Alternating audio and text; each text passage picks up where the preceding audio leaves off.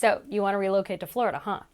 Well, that's a big step with a lot of moving parts. There's a lot of things to keep track of. So I'm going to go through some basics of buying a place in Florida right now. My name is Eldaher. I'm a realtor and attorney in sunny South Florida. So I made this channel about all things Florida and real estate. Like and subscribe if you think you're in the right place. Feel free to reach out with any questions about moving to Florida. I'm glad to help you get organized, make a plan, and make introductions to all the professionals you will need along the way.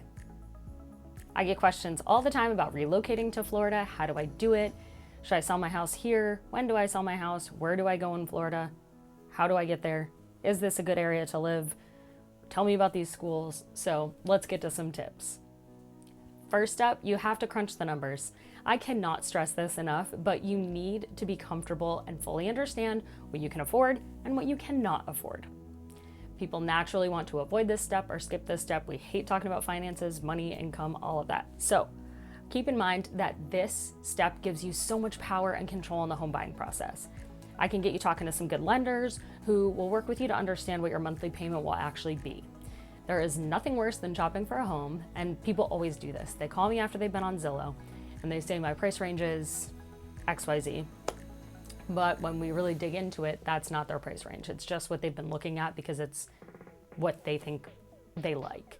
So when you realize it's not your price range, then the entire home buying process becomes really depressing and really not fun because you can't get what you thought you could get.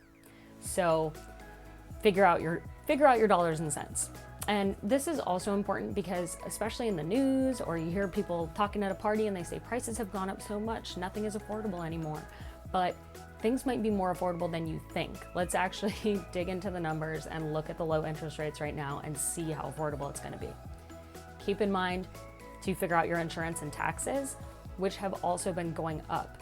So affordability is not going to get any better anytime soon. Next up, research different areas. There's tons of info to be found online. Stick around on my channel. I've got some video tours and videos about areas around Fort Lauderdale, and it might give you some good background. The best way to research is to get here. Get in a car, drive around. You don't need a plan. You can just kind of go anywhere you want. Drive, stop and get some food, walk around a park, go to the grocery store in the area that you're going to be living in. And you will be surprised how quickly you either decide, I'm going to cross this place off my list, I don't like it, or how quickly you immediately feel at home. So another thing that helps with choosing an area is actually understanding commutes. A lot of people call me and say, okay, I can live here and I can work here. But you're looking on a map and you're not really understanding how far things are away from each other. So go to trusty Google, put in your commute and figure out how long it's actually going to take, especially at the times that you're going to be doing it.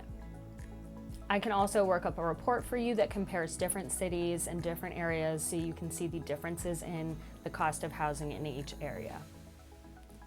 Then we get to the fun part where you get to go house shopping. I can set up a search for you. Just for you, it'll automatically get the results to your inbox as often as you're going to want them. And then here's the fun part for me, we get negotiating. Get a professional to do that for you. This is an extreme seller's market, and if you don't have someone looking out for your best interests, you will get railroaded and or risk losing your deposit, and no one can afford that. For most people, normal people like you and me, that's the difference between you buying a house or not buying a house right now. So if you lose that deposit, there's only one. So get started on your researching, stick around and check out some other videos, and don't forget to like and subscribe here. Until next week, bye.